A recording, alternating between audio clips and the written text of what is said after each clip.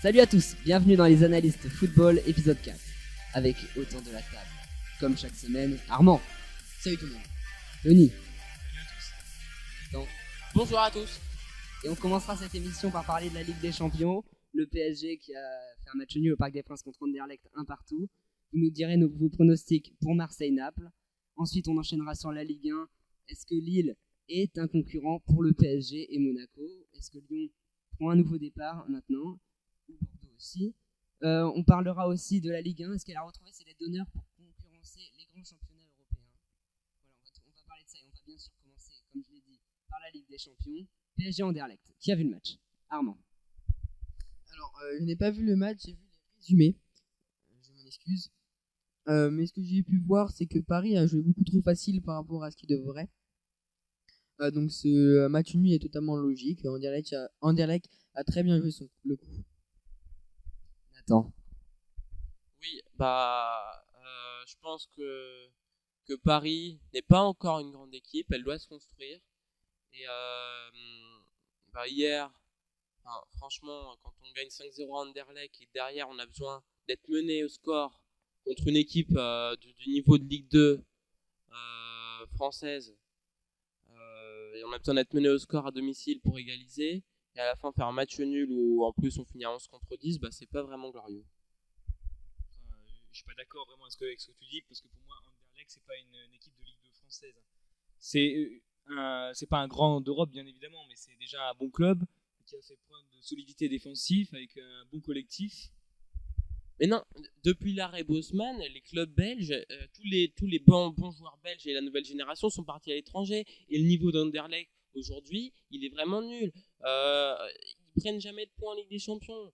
Et regardez encore le match aller. Et là, hier, Paris n'a pas joué. S'ils jouaient, ils pouvaient encore leur mettre le même score qu'au match aller.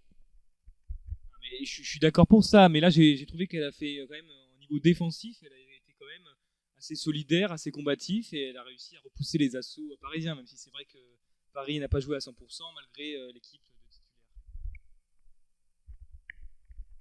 D'accord, bien, on vous a tous entendu sur ce sujet. Nathan. Oui, il y a un sujet aussi où je suis vraiment mécontent, je comprends pas le mercato de Paris, où ils achètent quand même Edinson Cavani, qui est, ça je lui reproche rien parce que c'est un très bon joueur, mais quand on a déjà Zlatan qui est une pointe, Cavani à droite, c'est pas son meilleur poste. Et moi, quand je vois aujourd'hui le nouveau des ailiers comme Pastore, Lucas ou Lavezzi, je pense qu'il aurait été plus utile d'acheter deux milieux sur les ailes à 30 millions qu'un attaquant d'axe qu'on ne peut même pas mettre dans l'axe à cause de Zlatan, qui a coûté quand même 64 millions d'euros. Donc ça, je comprends pas le mercato de Paris. Pour le mercato, moi je trouve que le pire transfert, ça n'a pas été Cavani, parce que Cavani, il arrive à marquer, c'est un vrai goléador. Alors que Ibra est plus désaxé, il aime bien avoir le ballon. Moi je trouve que les pires transferts c'était surtout Lavezzi. Moi je trouve que vraiment ce joueur c'est fantomas, il sert à rien sur le terrain. Et Pastore qui affiche pas ses millions dépensés. Lavezzi, c'est un début de saison qui est mauvais. L'année dernière il était bon, mais je reproche rien au transfert de Cavani qui est un très bon joueur. Mais c'était pas le joueur que Paris avait besoin, c'est ça. C'est pas le fait qu'il soit mauvais, il est bon sur le terrain, mais c'est pas le joueur dont Paris avait besoin. Non, mais Cavani c'est tout à fait un bon transfert. Alors, déjà, premièrement, ils peuvent aligner un duo d'attaque avec Zlatan, Cavani. Ça fait un super beau jeu. Nous pouvons voir, ils sont premiers pour l'instant. C'est grâce à ce duo. En défensivement, ça tient la route. Même s'ils font encore des petites erreurs. Et voilà. Et milieu, il y a toujours des personnes à vendre, comme Pastore qui a un très haut salaire et qui devrait ne plus être là. Je pense vraiment en tout cas que deux milieux sur les ailes, ce sera vraiment un surplus dont Paris aura besoin en Ligue des Champions. Voilà. Merci, on va fermer cette page sur le Paris Saint-Germain. On va parler de Marseille. Marseille-Naples. Alors les deux équipes se rencontrent donc pour la Ligue des Champions. Alors, vos pronostics pour ce match, Tony. Alors oui, effectivement, le match de Marseille est très attendu parce que c'est vrai que c'est sûr que Marseille reste sur 3 défaites d'affilée. Donc ça va être un match qui va être très difficile en plus à Naples, comme on connaît la ferveur des supporters. Mais bon, moi je vois l'OM qui remonte la pente petit à petit. C'est sûr qu'elle a du mal défensivement avec un Diawara qui est très lourd, avec un Nkoulou quelques petites fautes et surtout des défenseurs latéraux à l'image de Abdallah et de Morel qui sont un peu trop justes pour jouer en Ligue des Champions. Mais donc je dirais quand même plutôt une victoire de Naples et sous le score de 2-1. Marseille, la Ligue des Champions, d'après moi, ce match-là va pas jouer à fond. Ils savent très bien qu'il faut qu'ils se remobilisent en championnat. Donc moi je pense que Naples va gagner assez logiquement. En plus ils sont à domicile et c'est jamais facile de jouer en Italie. Je voudrais revenir sur le contexte actuel de l'OM. Pour moi, l'OM joue mieux quand elle n'est pas attendue. Et les journalistes aujourd'hui, ils n'ont pas rendu service à l'OM parce que pendant le mercato, ils ont parlé de concurrencer Paris et tout. Bah, ça leur a pas rendu service. L'année dernière, ils ont fait une excellente saison. Pourquoi? Ils n'étaient pas attendus et on les voyait dans les 5-6e. Donc je pense déjà ils n'ont pas rendu service. Marseille, c'est typiquement la ville où quand tout va bien, et quand tout va mal, tout va mal. La ferveur de la ville entraîne beaucoup. Et moi j'entendais encore dans les débats, est-ce que Bob doit être viré? Donc ça montre bien que les supporters marseillais, quand tout va mal, ça va mal vraiment à Marseille. Mais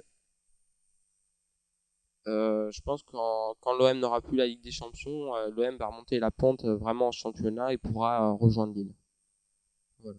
Et jouer un 2-0 pour Marseille, pour Naples. Je vais rappeler aussi le résultat entre les Real et la Juve, c'était bien sûr au stade de la Juventus, 2-2. C'est très mal parti pour la Juve pour se qualifier. On va passer maintenant à la Ligue 1. Lille, est-ce qu'ils peuvent être un concurrent de Paris et Monaco? Alors je sais qu'il y a beaucoup de réactions, on va commencer par Armand. Alors Lille, comment en parler? Lille, ils n'ont pas les qualités de joueurs et les qualités mentales et les qualités budgétaires pour rivaliser avec Monaco et Paris. D'accord, Monaco a fait une défaite, mais Lille vont pas passer devant Monaco. Et d'après moi, ils vont pas finir 3e. D'après moi, ce sera Marseille qui va revenir et qui va prendre la 3e place. On va passer à Tony. C'est complètement fou, complètement déplacé. C'est une utopie de comparer Lille à Paris et Monaco. Déjà, c'est pas du tout le même budget, c'est pas les mêmes profondeurs de banc, c'est pas la même équipe. Mais c'est sûr que Lille a fait un très bon début de saison. Ils ont réussi à créer la surprise contre Monaco. Mais il reste encore beaucoup de gros à jouer. À part Monaco, ils n'ont pas joué contre de grosses équipes.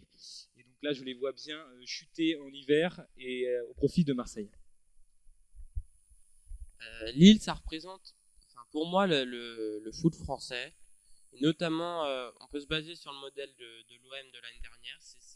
C'est le même genre d'équipe avec une stabilité défensive vraiment énorme, du réalisme offensivement, des petites victoires et un état d'esprit qui est là. Mais le problème, c'est que derrière l'OM, on voit ce qu'ils font avec des champions, même s'ils ont un groupe très difficile.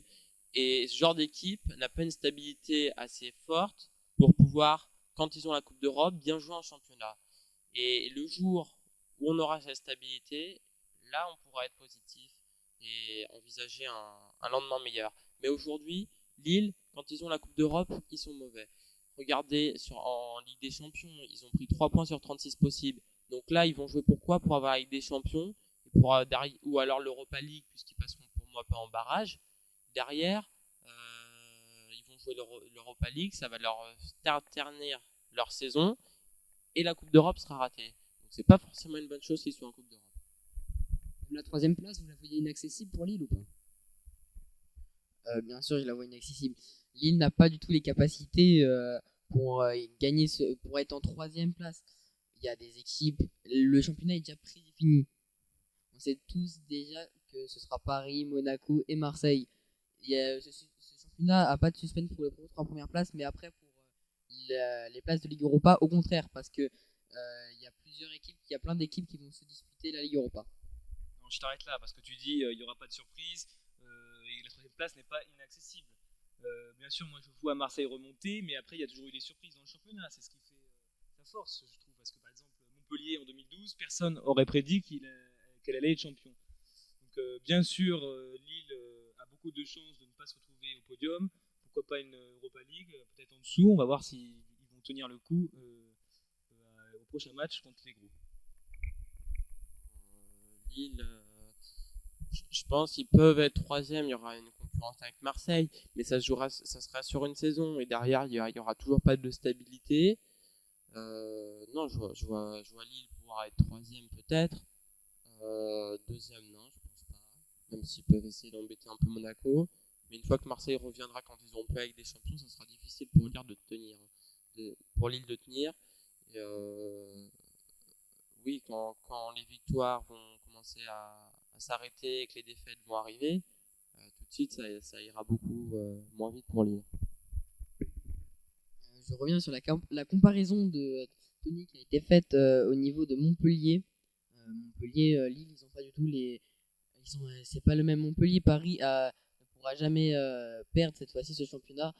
Et parce que Paris a développé son jeu, il est devenu beaucoup plus beau à voir et beaucoup plus efficace. Merci à tous. On va passer maintenant à Lyon. Est-ce que Lyon prend un nouveau départ maintenant et est-ce qu'ils peuvent remonter dans le championnat, ce qu'ils ont déjà commencé à faire? Alors Nathan, le spécialiste lyonnais, qu'est-ce qu'il en pense? Je pense que ça sera à l'image de la saison avec à Lyon des hauts et des bas. Mais ce qu'il faut, c'est retrouver un état d'esprit, retrouver des nouveaux leaders qui puissent guider les jeunes et puis essayer de remonter la pente. Maintenant, ce qu'il faut, c'est surtout préparer le stade parce que des saisons comme ça ne sera pas vraiment important pour l'avenir de Lyon. Oui, aussi pour demain le match face à Rijeka avec énormément de jeunes de CFA qui vont arriver, qui n'ont jamais encore joué avec l'équipe première. Et toute l'équipe qui a démarré contre Guingamp ne jouera pas contre Rijeka. Il y a un grand turnover de Rémi Garde. Je vois un partout en Croatie et pour Lyon Saint-Etienne-Lyon à Geoffroy Guichard un partout aussi. Déjà, avant de parler de Lyon, je voulais rectifier quelque chose parce que je ne tenais surtout pas à dire que Lille pouvait gagner la Ligue 1. J'ai pas comparé à Montpellier au niveau du titre, j'ai juste comparé au niveau de la surprise. Moi, je pense pas que Lille peut absolument pas gagner la Ligue 1, ni à deuxième et une troisième place, c'est possible. Il y a très peu de chances, ça, je suis bien d'accord, mais c'est possible. Donc voilà, c'était juste une petite mise au point. Pour Lyon, alors c'est sûr que Lyon elle manque de joueurs qui encadrent les jeunes, des joueurs expérimentés. À la Crise par exemple, ou à la Giolino, mais bon, malheureusement ils doivent faire avec les moyens du bord. Lyon, ils sont comme Bordeaux en ce moment et ils ont enchaîné les défaites au début, maintenant ils enchaînent les victoires. C'est tout à fait normal et ils ont rien à faire dans la deuxième partie du classement. Pour moi, Lyon Saint-Etienne, je vois un match avec beaucoup de buts, avec beaucoup d'efficacité de départ des deux équipes. Donc je vois un 3 partout. Voilà. Un 3 partout. Nathan. Oui aussi, d'après des sources, Mathieu Gorgelin devrait être préféré à la place de Rémi Vercout qui n'est pas encore assez préparé pour le derby dimanche soir. D'accord, alors maintenant on va passer sur un débat général sur la Ligue 1. Est-ce qu'elle a retrouvé ses lettres d'honneur avec le rachat du PSG et de Monaco qui a ramené des grands joueurs dans le championnat de France comme Falcao, Cavani ou Zlatan Ibrahimovic? Est-ce qu'elle a retrouvé ses lettres d'honneur? Est-ce qu'elle peut concurrencer les autres grands championnats d'Europe comme l'Espagne, l'Allemagne, l'Italie ou l'Angleterre? Armand. Pour moi, on ne peut pas comparer deux championnats qui sont totalement différents. Par exemple, l'Angleterre et la France. L'Angleterre est un jeu qui est basé sur la technique par rapport à la France. Enfin, la France, c'est un jeu très spécial. Pour moi, je ne peux pas comparer, même si je préfère bien sûr le championnat anglais. Actuellement, c'est pas un jeu très spécial, c'est plutôt un jeu très nul. Excusez-moi, mais je pense que le niveau de la Ligue 1 est aujourd'hui pas au niveau des autres championnats étrangers. Cela dit, je suis pas pessimiste pour l'avenir, avec deux grandes puissances, PSG et Monaco, des investisseurs qui veulent investir en France. Donc oui, Paris et Monaco peuvent se mettre au niveau des autres grands. Je prends l'exemple aussi d'équipes derrière outsider. Avec Lyon, il faudra que le stade marche, il faudra énormément de temps à Lyon et beaucoup de patience pour retrouver, s'ils veulent retrouver l'Europe, il faudra ce projet du stade qui marche. À Marseille et à Lille, il faudra trouver de la stabilité et qu'ils élèvent leur niveau et de l'argent surtout, parce que tant qu'il n'y a pas d'argent, il n'y aura pas de joueurs, il n'y aura pas de bons jeux. Donc il faudra absolument de l'argent dans cette Ligue 1, sinon on ne retrouvera pas le niveau. Excuse-moi Nathan, mais tu dis le niveau est nul. Bon, moi je trouve déjà le niveau est pas extraordinaire, mais je le trouve pas vraiment au point et pathétique. Je trouve que même s'il n'est pas digne d'un grand championnat, je trouve qu'il est quand même meilleur que des championnats comme le championnat russe ou le championnat portugais. Là où je dis nul, c'est par rapport aux autres championnats, les grands européens. Quand vous avez une équipe comme Saint-Etienne qui est capable de perdre contre Eschberg, Nice qui est capable de perdre contre Limassol, Lyon qui perd contre la Real Sociedad, même s'ils ont un niveau élevé, ça montre bien. On dit en Espagne il n'y a que le Barça et le Real, non, je suis pas d'accord. Il y a aussi Atlético, il y a des équipes derrière qui peuvent faire des choses. Pour l'instant, il va falloir vraiment de temps. C'est juste un autre problème en fait. Je trouve que le problème est différent. Le niveau de la Ligue 1, il n'a rien à voir avec le niveau des clubs français qui jouent contre l'Europe. Ça c'est sûr, ça c'était toujours un grand problème actuellement avec ces défaites de Saint-Etienne et de Lyon. Mais je trouve que le niveau de Ligue 1, en parlant des matchs 100% français, je trouve que déjà les matchs ils sont un peu mieux quand même que des matchs de Lyon face à la Real Sociedad. Le niveau de jeu, c'est vrai, est assez faible, mais je trouve que quand même le niveau des Ligue 1, il y a des petites équipes qui quand même arrivent à être assez combatifs. Moi je pense notamment à Bastia à domicile qui est quand même assez combatif au niveau physique. Mais le problème de la Ligue 1, c'est surtout qu'il n'y a pas d'argent. Et à partir du moment où il n'y a pas d'argent, derrière, on ne peut pas recruter. C'est ça le problème de la Ligue 1. Donc Nathan, tu penses que la taxe à 75% va ralentir aussi l'évolution de la Ligue 1 ou pas? Je pense pas que ça aura un impact très important à partir du moment où il n'y a pas beaucoup d'argent. En avoir un petit peu moins, ça va pas changer grand chose. D'accord, et bien merci à tous de nous avoir suivis pour cet épisode 4 des Analyses Football. On se retrouve la semaine prochaine. Salut à tous.